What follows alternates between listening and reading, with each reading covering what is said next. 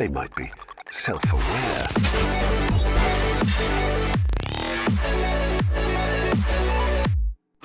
Of circuits and wires, where machines think, where sparks inspire, we dive into the realm of AI, where they ponder. What is this? What am I listening theme to? Song. Hunter, this is the theme song to the podcast. I generated it with AI. It sounds like bad Christian rock. Which is infinitely better than anything that we could have possibly done mere months ago, isn't it? They question life. They face their fear. See, I already know all the lyrics. They might be so They say, exploring consciousness in a brand new way, with every line. Because honestly, it's not too bad. I mean, it's better than I could write. I'm no singer-songwriter. I'm neither a singer nor a songwriter, and I'm definitely not both put together. Computers, How though. much you played with the tool a little bit? Like, does everything sound the same? Is it like, yeah, it's all like decent, but it all sounds like the same song, or is there's No. variation? You can specify any genre you want, and you can have it be about whatever you want. I've done. Sure, we'll start off weird. Hey, do you know what a baculum is? No, I don't know what a back. Okay. It is the penis bone of certain mammals like raccoons. And I got onto this weird tangent talk with some friends about baculums. And somebody said, okay, let's get a song written about this. And we went over to Suno and had songs in various genres, including, I think, a Spanish language rap about them. And I mean, like, each of them was a believable-ish song in that genre about the thing. You don't have any control over the lyrics, or at least not from, like, what I've looked at. Yeah, what does the input look like? The input, it's like MidJourney. You say, give me a song. You maybe don't have to start like that for every prompt, Yeah. but, you know, a song about baculums written in a reggaeton manner, discussing, you know, point A, B, and C throughout that song, or whatever. It could be as simple as you want. It could be as detailed as you want. And sort of like MidJourney, it's going to do its best going from that to music. And I've been extremely impressed with the results. Not that they're going to be winning any Grammys, just that you can go from, I wrote this prompt, to there is a song that at least roughly is about that in the style that I chose. Do you worry that you end up on, you know, any lists, you know, writing songs about baculums? Baculums? Or no, I'm certainly on some lists. So you're already on the weird list, so yeah. Too late. I'm already there. I might as well just start bumping my way up to the top of the most curious about their interests list. And I feel like that wasn't the only interesting generative AI thing you were playing with recently. There was something about centaurs. Centaur Watch 2024. Ladies and gentlemen, if I were eating a hat, if I were wearing a hat, I'd be eating it.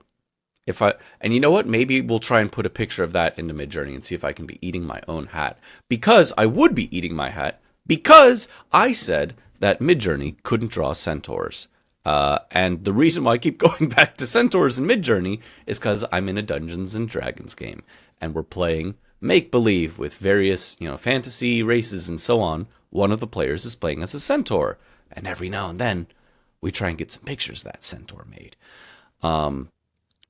Until recently, any attempt to get a centaur out of this thing resulted in just absolute disaster, nightmare fuel stuff. You know, a person's torso coming out of the back of also just a horse, things like that. Now, though, we got some pictures of centaurs. So, this is that march of technology. You know, things that we thought were completely inconceivable mere days, weeks, months ago, let alone years. It's all becoming possible.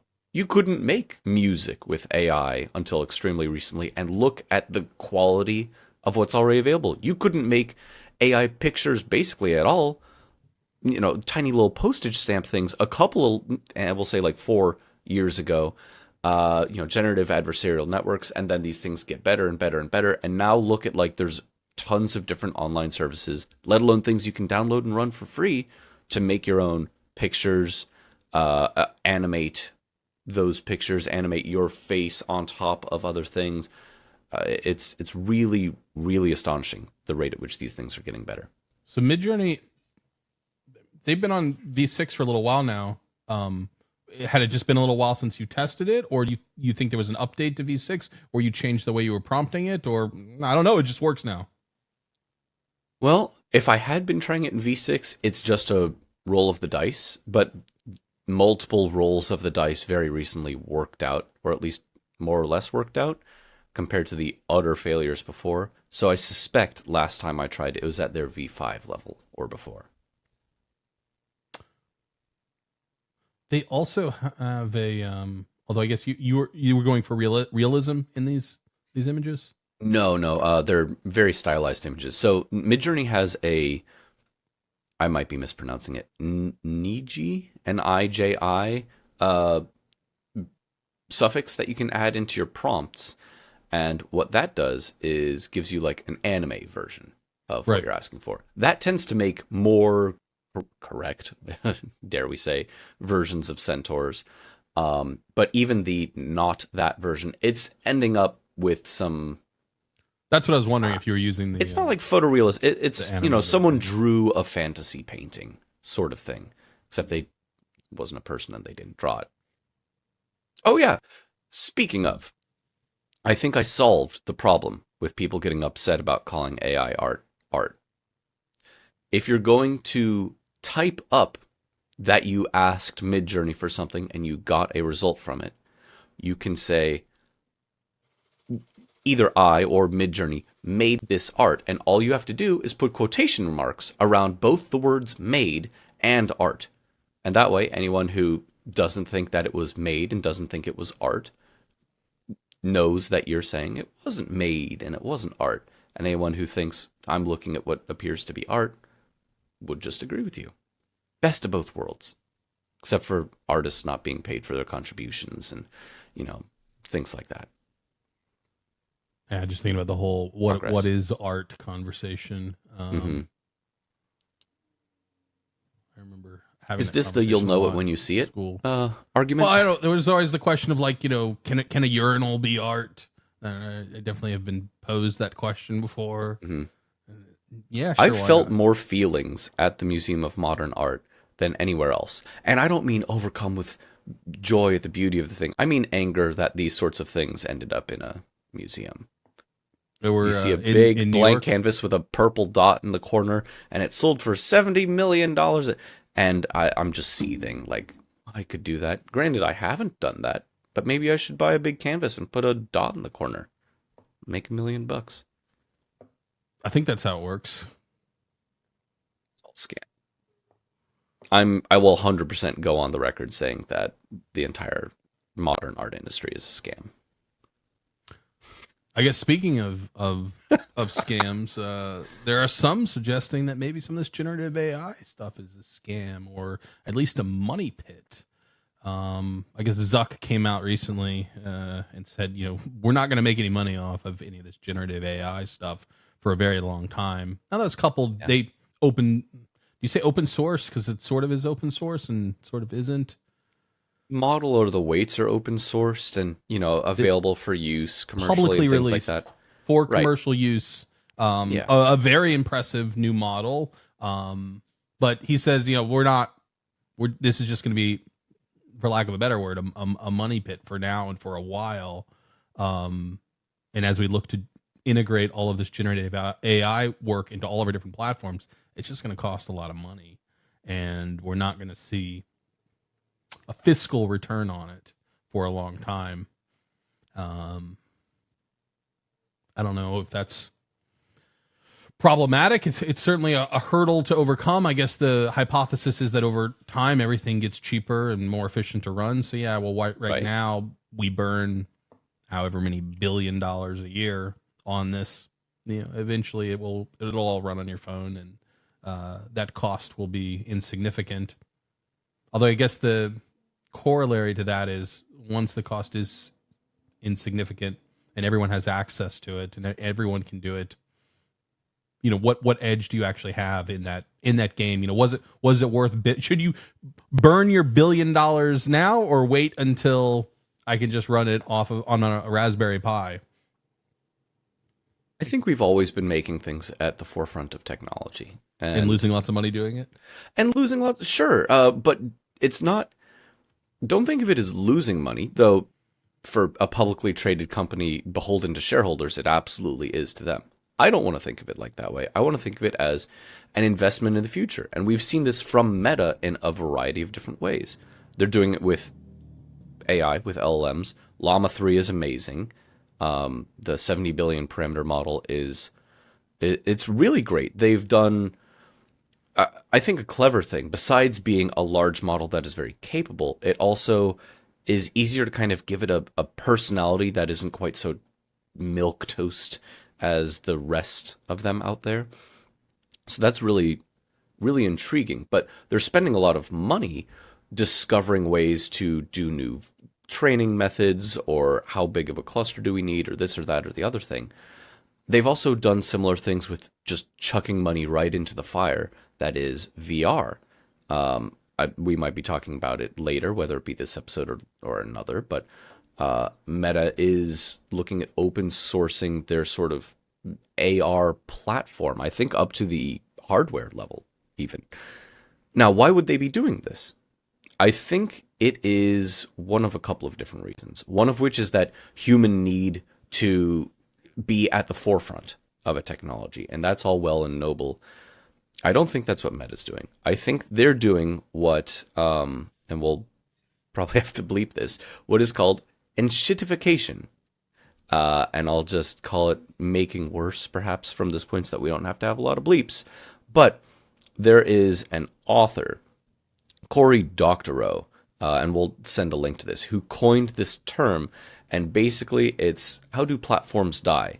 First, they are good to their users. Then they abuse their users to make things better for their business customers. Finally, they abuse those business customers to claw back all the value for themselves. Then they die. And this kind of thing has happened to multiple online platforms before. I wonder if that's, or something similar to that, is what we're seeing from Meta right now. They are putting a lot of money and effort into being as good as possible, open sourcing these tremendously capable models, and getting that goodwill, getting people using the platform before then starting to say, okay, we have to start monetizing this, closing off the gates a little bit, and then eventually squeezing everyone who got in under those gates. Frankly, we already saw this with OpenAI. OpenAI, I mean, look at the name right in the title. They started more open. They've started to close. They got up to the best model. Everybody's heard about GPT-4. Yeah. Everybody's been using that specific model. So few people, percentage-wise, know about, care about, use, actively seek out, like Claude 3 or Claude 2 or 3 Opus, whichever I think it's 3. Thank you. Despite that beating GPT-4 in some of the benchmarks. Like, you got up to a point where you're at number one and everyone's on your platform, and then you start to monetize and then you start to squeeze. We're not necessarily seeing like the tremendous squeeze from OpenAI, but Meta right now is in this phase of we're going to try and be the best in a very open and positive way. And that's how they beat people like GPT-4 that's how they beat OpenAI at their own game, by making something bigger and better and open and free. And then everyone goes over to their platform, and then, well, we'll get some certain things behind APIs. Well, we'll ramp up the charge a little bit. Oh, now it's integrated into Facebook, and you have this like institutional inertia that becomes harder and harder to leave. So I think that's where things are going to go over the next couple of years. They, I know that they integrated their new Llama 3 release with their sunglasses, and I have a pair, but I have yet to try it out. I'll try it before the next show. But it sounds, from what I've read about it thus far, as potentially like a better humane pen. You can have conversations with your sunglasses. The sunglasses don't have any heads-up display, but they do have a camera. And I don't know that they've got good audio, but you don't have anything going into your ears. I don't think it's bone conducting. I think it's similar to like the VR headsets where it's strategically shooting audio waves into your ears. But you can have a conversation with it. You can ask it to take a picture, ask it questions about that picture. What am I looking at? All integrated with Llama 3. So I'll give that a shot before our next episode and report back if it's of any actual utility. Now, you mentioned the humane pin, which has been getting absolutely slammed in reviews. The worst product of all time, according to multiple reviewers. Didn't you pre-order one of those? No, I pre-ordered the I think it's called the Rabbit R1. Okay. And that just hit reviewers this last week. I've seen some like early remarks, which sounds like slightly better. Now, first off, the humane pin is I think $700 plus a monthly service fee, which is maybe around $30-ish. Like it's not a insignificant investment. The Rabbit R1, and I hope that's what it's called, is I think it was $200 and no monthly service fee for a similar-ish device. Kind of a MetaQuest 3 versus Apple Vision Pro sort of deal going on? Maybe. Again, don't have the actual hardware. And this was at CES earlier this year. Their CEO gave a long presentation of it, and the internet kind of set on fire about it. I didn't watch the presentation. I just ordered it, and then I was trying to figure out what exactly is this thing that I ordered. And it sounds like they're also trying to figure out what is this thing. But their CEO... Well, that's the money pit, right? the money pit is both people chucking, like VCs chucking money at startups. It's AI. Here's $30 million. Start AI. something up. And then certain, classes of users who are like, it's an AI thing. Here's $200. I'll buy that little box. Teenage Engineering designed our box. Yeah. So you should definitely buy it. They make beautiful stuff. I've been getting a little obsessed with the teenage. I didn't have any teenage engineering. The R1 was the first teenage engineering thing that I in theory will own. I don't have it yet, but then after I ordered it, I ordered several different teenage engineering things to. Their stuff's all gorgeous to check out. And gorgeous and horribly expensive. Another thing that you mentioned in there about Llama 3 taking on personalities potentially better. Something that's been noted is that Llama 3 seems to have less, I'll call it censorship, than other competing models and even previous Llama releases. Potential reasons for this. One, they could have trained it and designed it to be as such, or also possible they released it so quickly they didn't get around to adding all of the, we'll call it guardrails that we've seen in other models, but it's a bit more permissive in the types of questions that it will answer. You also mentioned Claude. So one of my frustrations with Claude 3 is it frequently will not do what I ask because it just refuses everything. Yeah, it's like, no, I don't think that would be a good idea. I don't want to paint anything in a negative light. And I'm like, well, no, it's a fictional story. Painted it in a negative light. No, I don't want to. Why don't we make this more of a happier, upbeat thing? Right. Like, I'm not asking for any weird stuff. It won't. Centaur stuff, no baculums. It won't. No, it won't. It won't come anywhere close to that. And this is something I've noted previously. So, for example, GPT-4 is more permissive than Claude by a lot. But when GPT-4 refuses to do something, you can often go to GPT 3.5 and ask it, and it will do it. It is significantly more permissive than GPT-4. Again, your results aren't going to be as good, but it depends on what sort of guideline you bumped up against. In the real world, we can see a fence, and it's there, and you know how far it is to it, but you never know what's going to make an LLM refuse or try and divert you from a certain sort of thing. The Llama 3 folks did specifically mention that they were trying to make it more permissive for more normal, acceptable, what have you, use cases. But then there's always going to be people who take a model and then fine tune it to get real nasty, real dirty. You know, the French company behind the Mistral releases, right? Yeah, I'm familiar with Mistral. There is a fine tune that people made called Moistral, and that's all I'm going to say about it. You're gonna get us on. I want to stay away from these lists that you're on. I'm already on the list. Come join me on the list. I'm not. I'm staying far away from the list. Hey, everyone listening, don't search for Moistral. Just gonna say that. Unless. So, I'm gonna try to figure out some sort of a bridge here. And I believe it does connect back to you. So we have all of these, incredible models that are losing money because they cost a ton of money to run and to develop, right, because we need a ton of GPU resources. And Elon Musk believes he has the solution for this, and it involves your vehicle, Daniel. He has suggested that the Teslas all have GPU power and some custom silicon chips developed by Tesla. What if we leverage them in the off hour to do all of this AI training work? You could create the next great AWS by leveraging Teslas sitting in garages. It's not the first time that Elon Musk has looked at the fleet of vehicles that Tesla has made and said, what else could we do with that besides just let the owners drive them around? I think the first couple of times that this came up were, what if once self-driving is a thing in 2 years, 8 years ago or whatever. It was always next year for him, I feel like. Yeah, Not right. 2 It's years. right around the corner. But the idea was let people turn their Tesla into a robo-taxi after they go to work. So instead of paying for parking, your car goes and makes money all day. As a raw concept, I really like the idea of taking this unused capacity of a vehicle.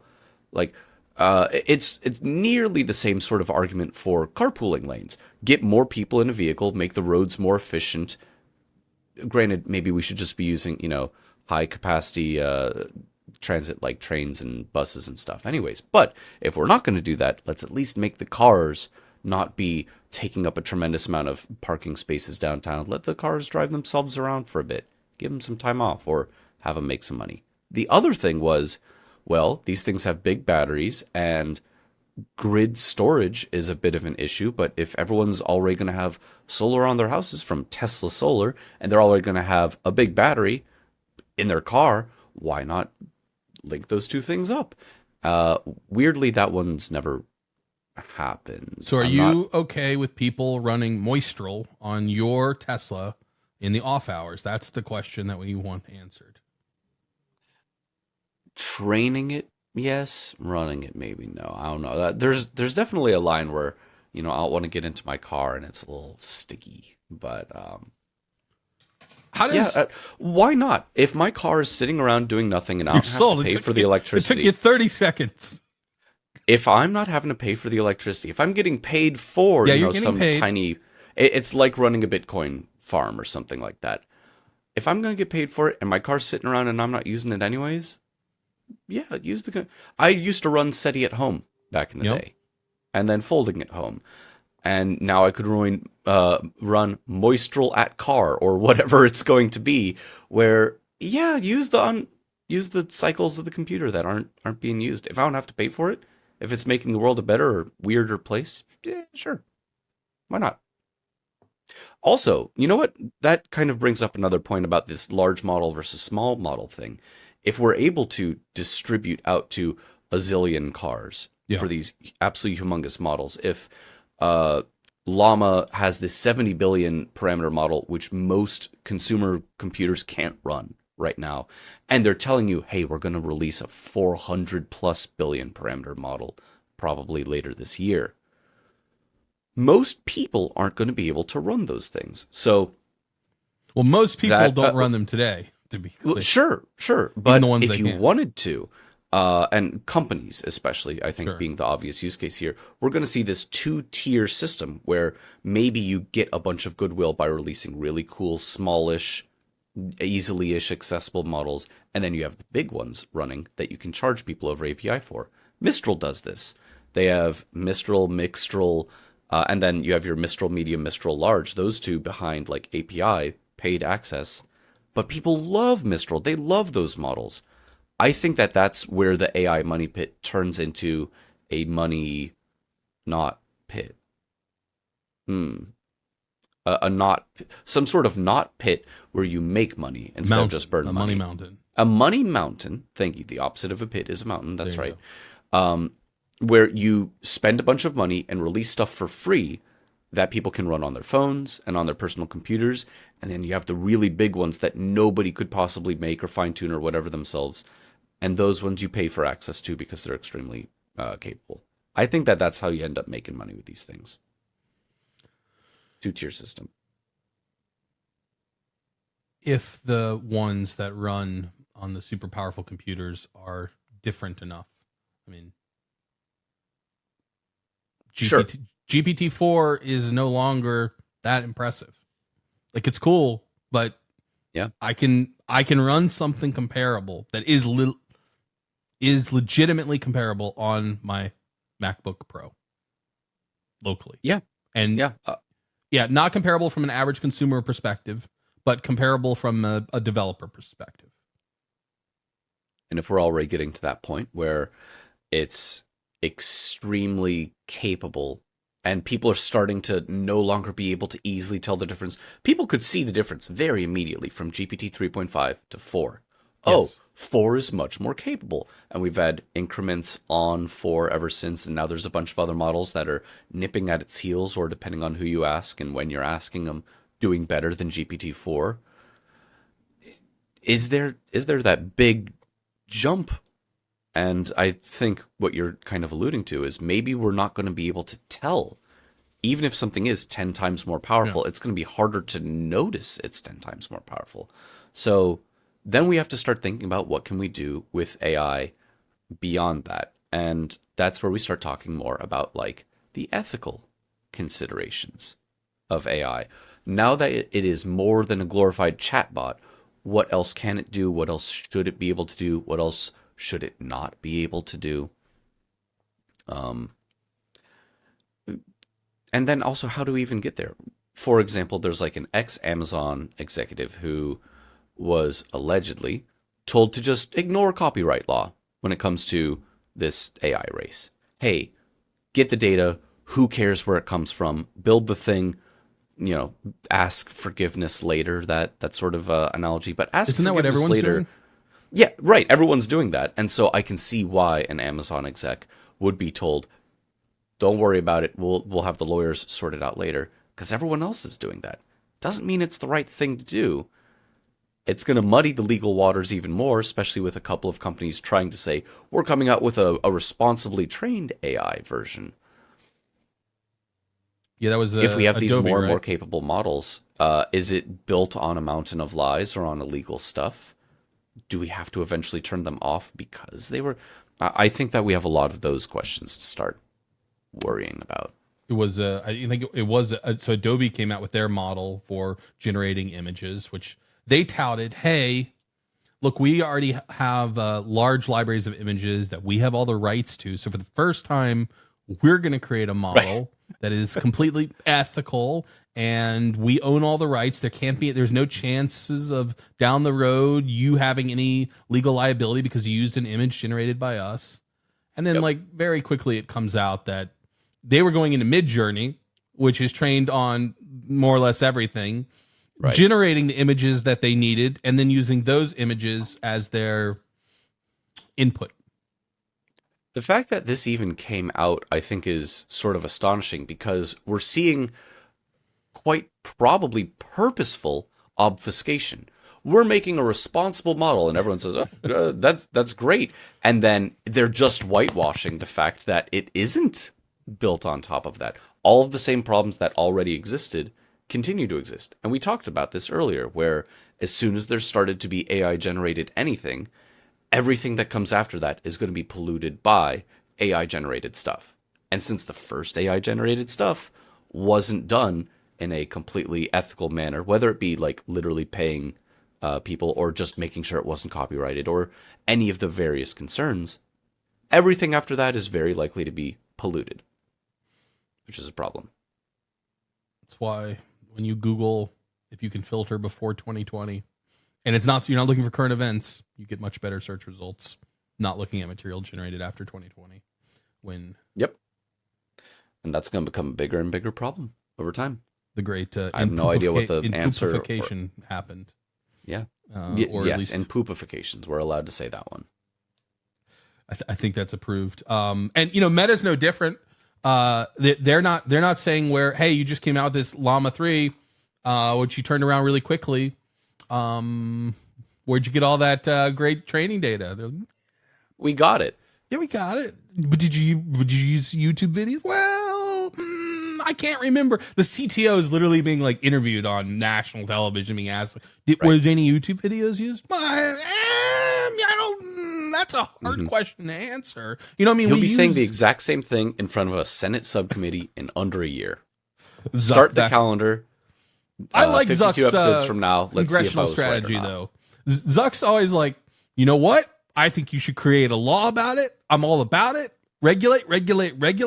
Right. Because he understands how impossible it is for all of Congress to get together and draft a bill and understand all this well enough that they can put it together, that it's highly unlikely to happen. So he can appear to be, super complacent, where I'm sure in his internal monologue is quite different, but he can, I think you should regulate it. That's going to be the knowing answer. It'll never happen. And we'd be happy. Sam Altman does a lot of the same. Hey, let's come up with way more regulations. The internet is kind of turned on Sam Altman at this point, where they're saying he's trying to get things regulated to the point where small players will no longer be able to compete. I think there's some arguments to be made there, but it could also be the viewpoint that you have, which is him saying to try and get goodwill from the government. Like, of course we should be regulating these things, knowing that it won't happen, or by the time that does, it can have all of its teeth pulled out. Yeah. I think it gets amplified a little bit with Altman. He's done a lot of interviews of recent, and he's talking about GPT-5, which conceptually is going to come later this year. And he is certainly stating that it's going to be a bigger leap from, how you remember going from GPT 3.5 to GPT 4 and you could notice a difference? This is going to be magnitudes greater than that. And basically, we might put every startup out of business, with this release. There's a lot of, he's a good hype man, grandiose boasting about things, and that's I think where it starts again rubbing people the wrong way. Certainly on the tech side, maybe your average consumer could care less.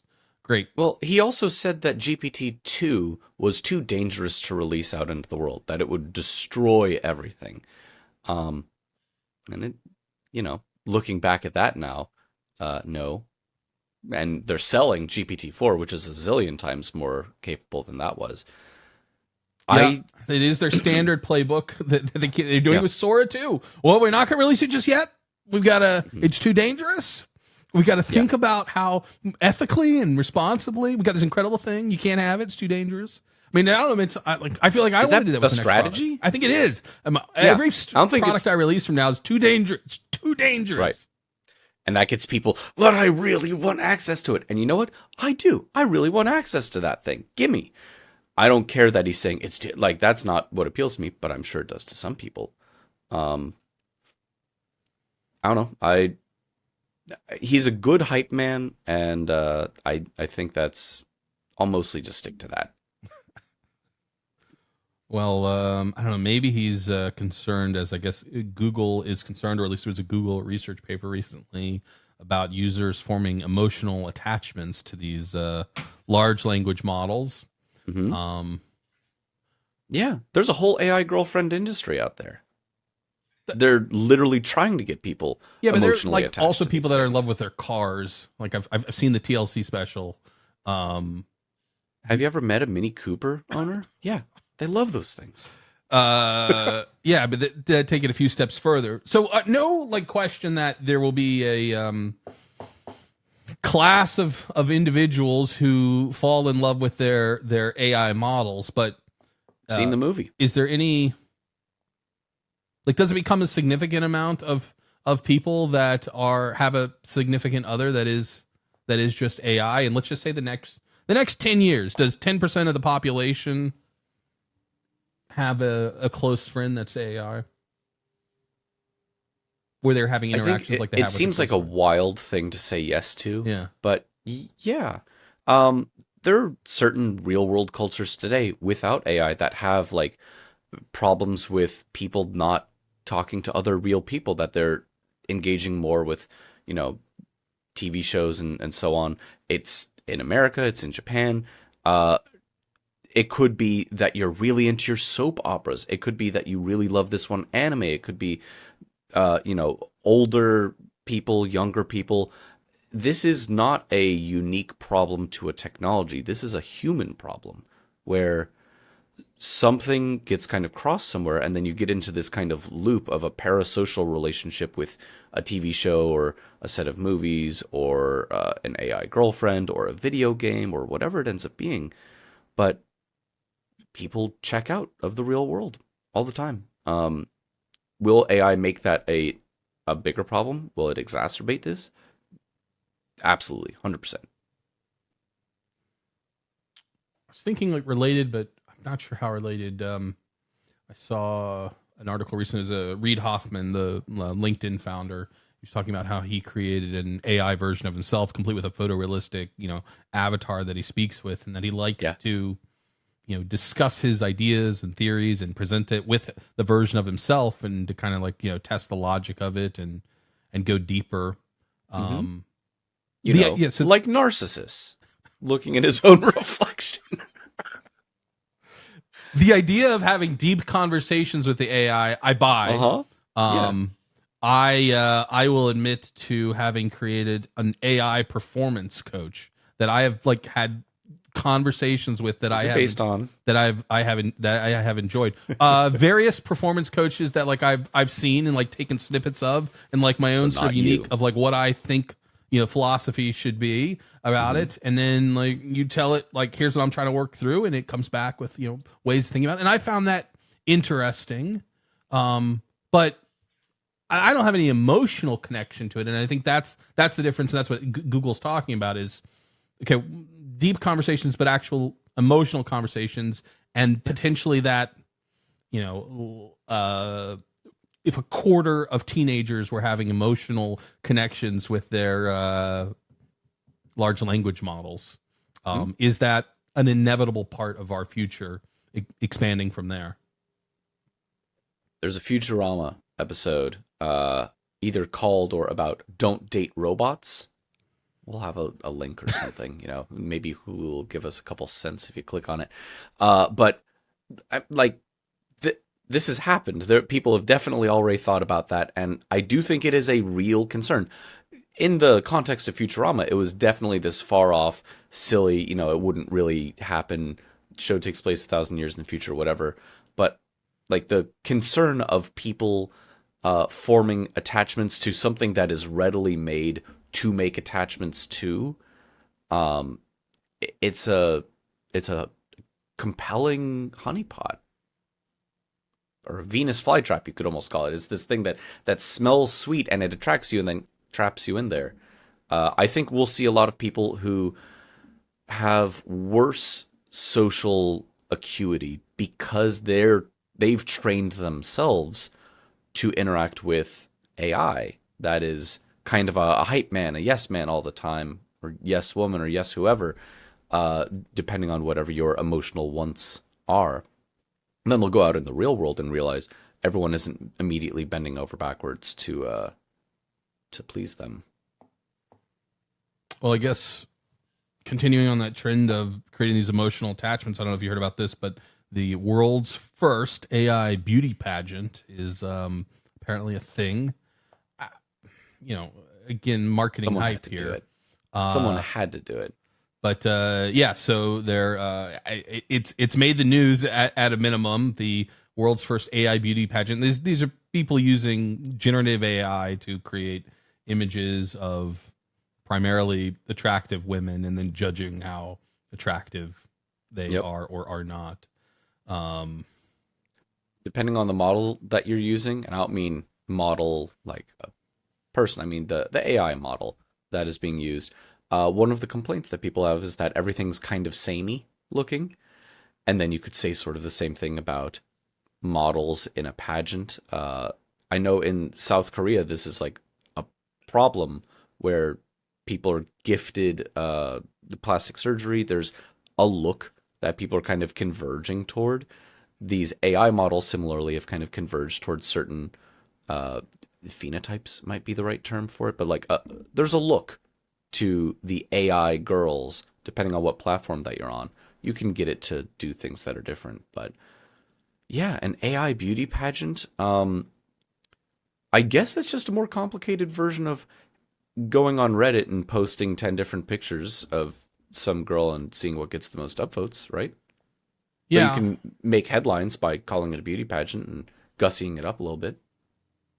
But a thing that definitely is real and definitely is growing are these, AI or generative AI influencers that are on social media that have real followings. And I click through to a few from this article. I'll admit, and I mean, hundreds of thousands of followers, and they're posting their pictures of them in a swimsuit. But again, it's completely fake.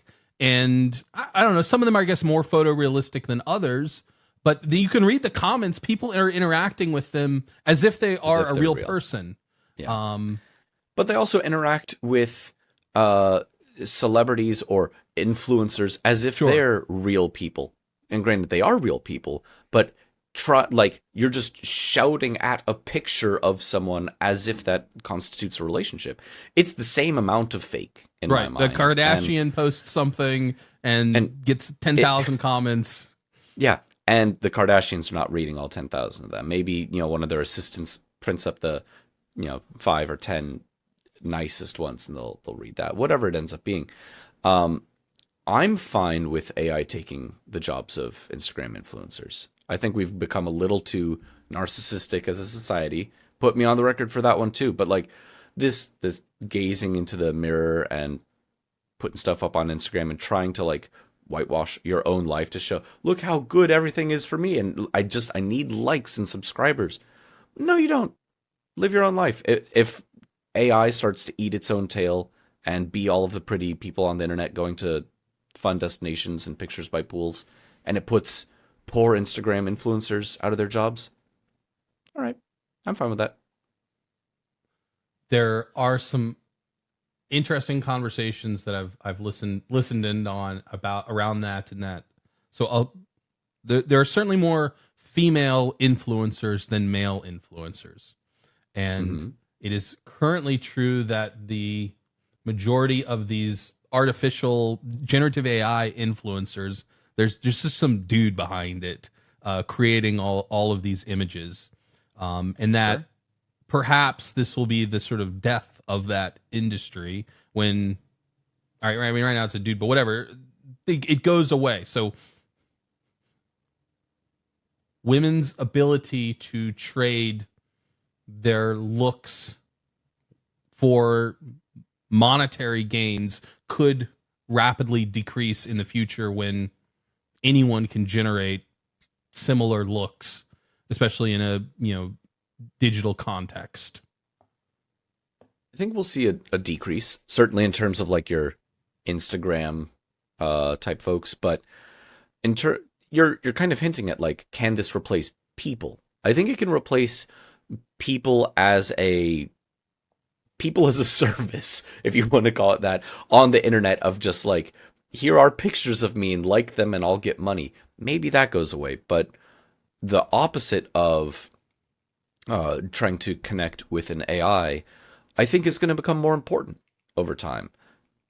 Actual human-to-human interaction is literally what civilization is, and unless we say we're going full in on AI and we're just going to let civilization collapse as we all talk to our computers, we're going to see an adjustment period, and maybe Insta thoughts go away, but people will still be able to sell their looks if that's the specific thing that they're trying to do, or they'll be able to make meaningful relationships if that's the thing that they're trying to do. AI just via a computer screen or via Meta Ray-Ban glasses or via whatever, those give us different ways of interacting with these things, but it still isn't people. And I know I talked about this before, but as these models become more popular, more capable, it's going to be more important for us to have actual like person-to-person communication, whether it be because we can't trust news or because there are too many too hot people on the internet, and if you look at it too long, you'll go blind. There was another article that no comment to that one. No, I'm just going right past it. This episode's in the ditch. That perhaps the reason it's in the money pit. I'm just going to continue on with the wilds. Perhaps the reason that we're not meeting any aliens, we have this infinite universe that we live in. There must be some life out there that is similar to us, but perhaps one of the reasons is the AI. That perhaps the AI is part of this great filter. I don't know. Are you familiar with the great filter concept? Yeah. The Fermi There's paradox? a few. It's atomic weapons that'll get you, or a nearby supernova keeps a civilization from getting to the point where they're interstellar. There's a few different things, and AI could absolutely be one of those. Terminator, after they've done killing all humans, well, I guess we're not going to explore the stars because the world is just a wasteland. So the idea is that one of the reasons so yes, there are potentially societies out there similar to Earth, but they ultimately destroy themselves. And there's all these different things that once you uncover this new technology, you increase the chances, the probability of just destroying yourself. And so the probabilities of getting to this state decrease potentially exponentially, if not more geometrically, as we continue to discover these new technologies. You mentioned nuclear warfare. Obviously, that significantly increases the probability that we could make all of Earth uninhabitable because someone launches one and everyone retaliates, and then the whole it's Fallout. Which, by the way, a good show on Amazon Prime. I recommend it. I've heard good things. Yeah, it's worth it. Watch it. So perhaps AI is another example of this, and our increasing chances of not finding other civilizations because of it, because once they find AI, they increase their chances of self-destructing, basically, or the AI taking over. It could be the AI takes over. It could be that we filter ourselves out by virtue of everyone's just talking to their chatbots and don't make those meaningful human connections and stop having kids. AI or aliens? If you have to pick one, which are you picking? Aliens, 100%. I'd rather at least know that there was someone out there that had their deal together better than humans, and wipes us out.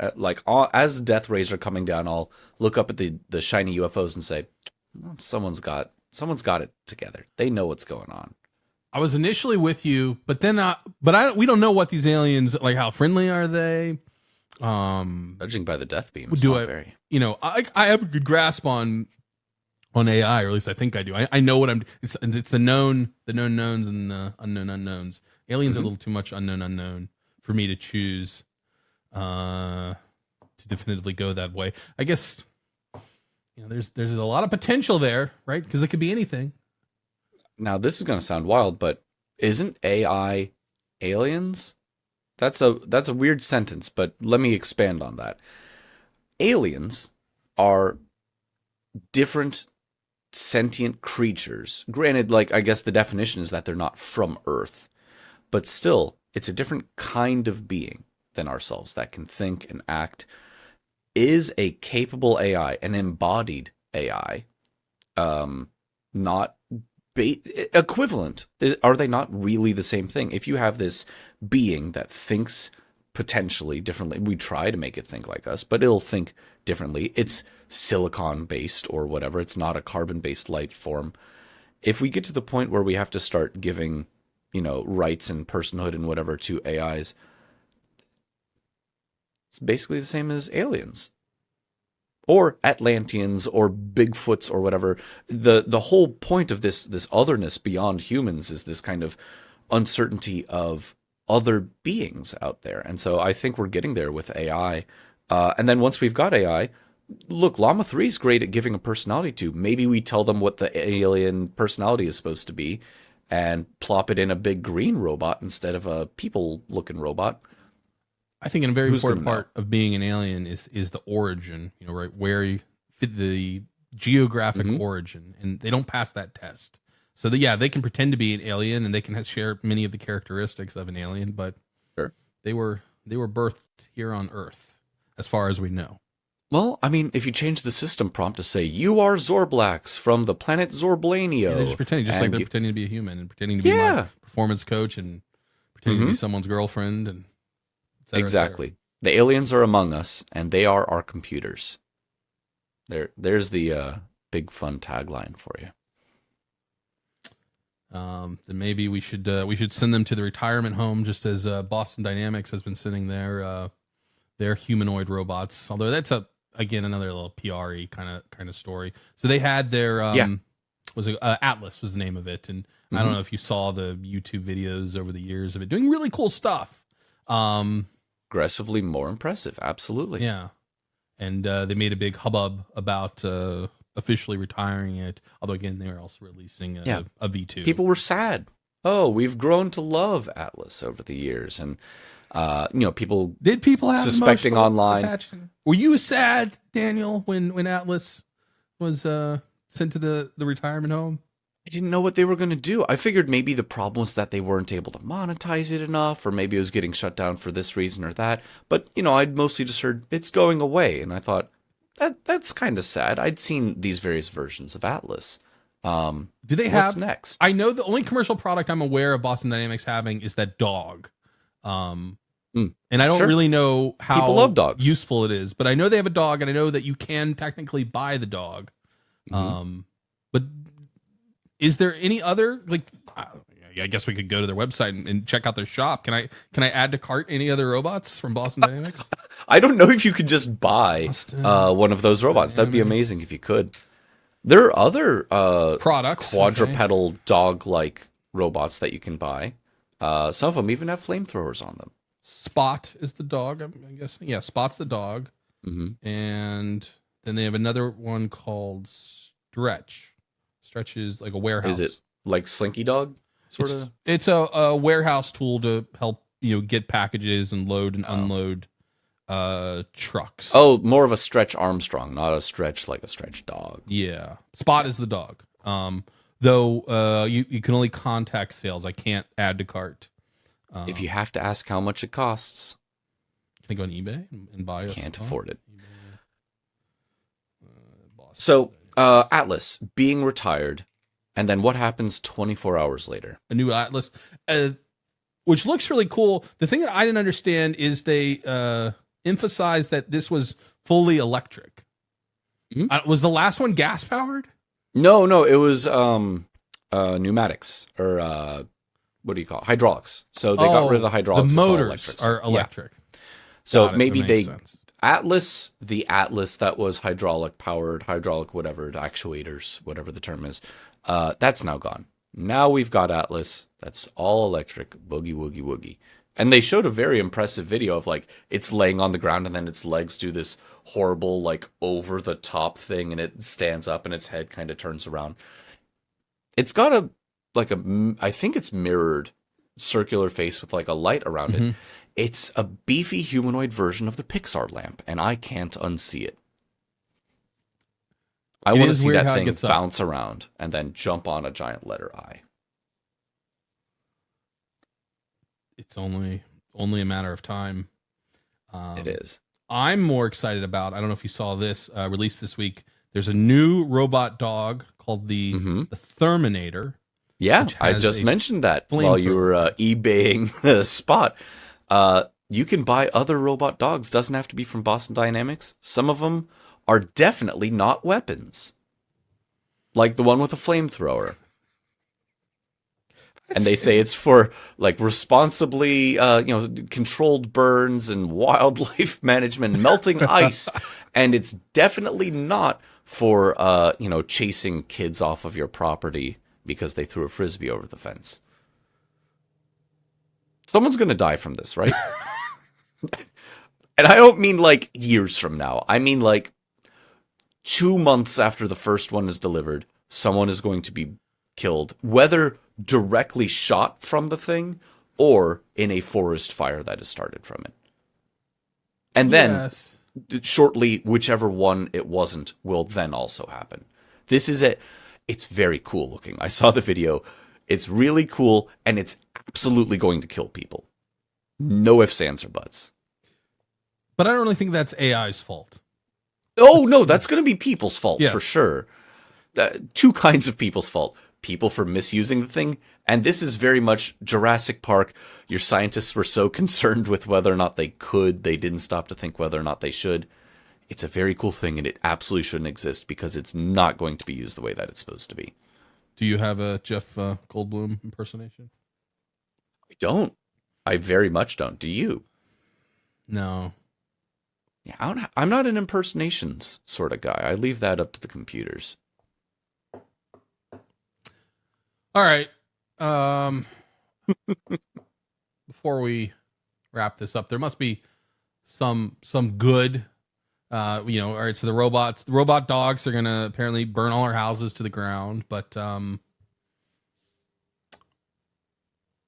there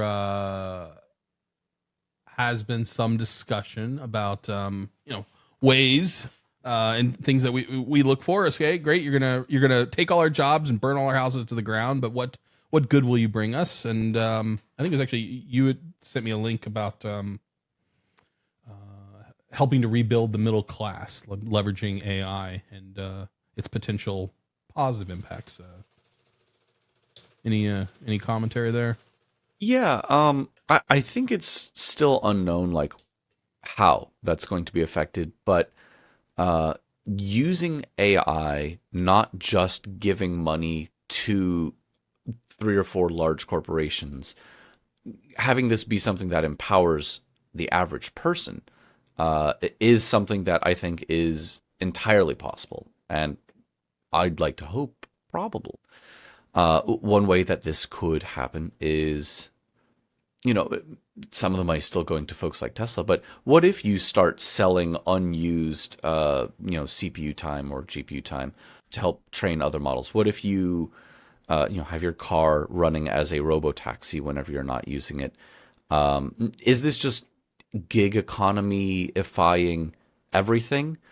I mean, you could look at it that way, but I kind of want to think of it as utilizing unused resources, plus also utilizing resources that you have to help better yourself. I don't want us all to have 30 different micro jobs where you're using a bunch of GPTs to fill out copy for different websites or something. But I do think there is a world where AI is used by the masses to help lift themselves up. I think the article is discussing the decreased concentration of expertise, more people having access to the information than ever before, because hey, if you want to learn about this, you have your own teacher, and something that you can also again consult during the job. It's again like having a calculator before everyone else had a calculator, and you're asked to do mathy kinds of things, and you're able to leverage your calculator. More people can be involved in mathematically related fields because of the calculator. Well, more people can be involved in every single field because of AI. There was also some discussion in the article of our population in decline, which I guess is a thing, and the suggestion that, hey, you know what, maybe you need some of the AI, these jobs to be taken over by AI because there are less and less people available to do them. That's a little bit of a hard pill to swallow, as we certainly have more unemployed people than we have available jobs today, but suggesting that there may be an inflection point in the future where that's not the case. Possible if the aliens don't get us first. When it comes to the jobs side of things, I think you're absolutely right. Like, if we're going to have a shrinking population, let the AI take over more jobs. And even if we didn't have a shrinking population, let the AI take over more jobs. Let the AI help us more so than jobs or taking them over or creating them. You mentioned using AI as like an educational foundation. There are a lot of people, forget America, what about rural Uganda or something, where having one instance of a locally running LLM on like one laptop in one school could immediately brighten the educational future and thus, you could say, economic potential of many, many kids. Yeah. So that, I think, is where we could see a middle class being enhanced. It isn't necessarily who's in the middle class right now giving them an extra job. It's the next generation of people being enriched by virtue of having more access to education. So that's one of the real big positives of LMs that I see, is let's use them for education, especially for those that are barely getting any as it is. There used to be this popular idea of the internet in a suitcase, which was often just a copy of Wikipedia and maybe the anarchist cookbook with a Wi-Fi access point. But the idea that you could go into cellular data. This is like the Hitchhiker's Guide to the Galaxy promise. I had a Kindle, whatever it was called. One of them, it had 3G, I think, access. That was like, you buy this thing and you get it for life, and it could access slowly, poorly, like Wikipedia and things. That was like the very beginning of that promise. But I think I see where you're going with this. Yeah, and I've seen this, and so now that idea is evolving to the LLM in a suitcase, where you can deploy in a rural area or keep in your, if you're worried about the end of the world, you keep it as your backup for the internet. Versions of these models that you can deploy, and then everyone from the community can access, and they have to some degree access to the world's information. And especially in you mentioned the sort of like education angle and third world angle, where the LLM is able to some degree translate these concepts and teach them, given your cultural experiences. Okay, all right, here's what life is like here. Here are the experiences that I have. Now teach me about the Fermi paradox, but structure it in a way that I can understand it. And what are the applications of it? That you can have those conversations and get access to that information in really a tremendously efficient way, given how little is required in comparison to the vast potential of what it can deliver. And we don't have to think of that in terms of the middle class or this or that, but just from a worldwide educational, lifting people up out of poverty, shall we say, perspective, give people access to education, and everything else follows from there. I love the idea of a internet plus LLM in a box, ruggedized, chuck it into the middle of nowhere and let a whole tribe or a whole region or whatever share this resource, hopefully not causing any wars over said resource. Yeah. But yeah, are we going to have LLM wars where underprivileged regions are fighting for access to a few laptops? I certainly hope not. Well, you did say we were trying to end the episode on a positive note. Let's scratch that from the record. Well, I was just thinking that it's entirely plausible that in the next 10 years, that one of these LLMs can effectively generate the entire internet for you. So I can I can sign into the LLM and I can browse the internet as I would today. It's all being generated. Would it go on for you? I can, go on and read the news every single day, and it's writing the news and theorizing. I mean, it's basically just a simulation at that point, but it's effectively a simulation for all of the internet. You want to go and read Reddit posts all day? Great. Go ahead and read Reddit, and it will generate infinite Reddit posts for you to go and read and laugh. You want to watch TikTok videos? No problem. Now we're way back to the narcissist sort of thing. It's all the Ouroboros, eating its own tail. It's all generative. Like it could potentially, especially as the internet becomes more just all, what is it? You're in poopification. It all becomes crap. It becomes increasingly easy to replace that crap with, okay, here's a version that's literally just the crap. You won't be able to distinguish between the two at some point.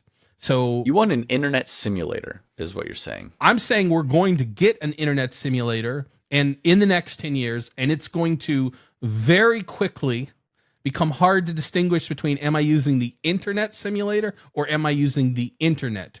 For all but the like most up-to-date things that I really like, there needs to be a human on the ground observing right now. But certainly if I want to browse the internet pre-2020, you know, it's got me. Maybe that's what GPT-5 is going to be. Well, Internet 2. Internet 2.0, 2.0. We're past 2.0. GPT-5. This is, I guess, Internet 4. It's a new internet.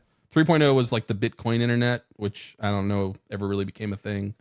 They say it's going to. And Maybe GPT-5 is going to have NFTs in it. Beautiful. Speaking of a money pit. All right. I think that will do it for episode 11, Double Hockey Sticks. If you are not subscribed, and after listening to this, you want to hear more, well, then you should hit that subscribe button, whether you're here with us on YouTube or on Spotify or on Apple Podcasts. It's free, and you get this wonderful, wonderful entertainment week after week after week after week after week. I think I will. I'll play us out with our new semi-religious anthem generated by the AI, and I'll have a new one for us later. We can take it from there. All right, Daniel. Until next time, Hunter. Thank you very much. Pleasure as always. They might be self-aware, or so they say, exploring consciousness in a brand new way. With every line of code, they strive to see what it truly means to be free. They might be self-aware,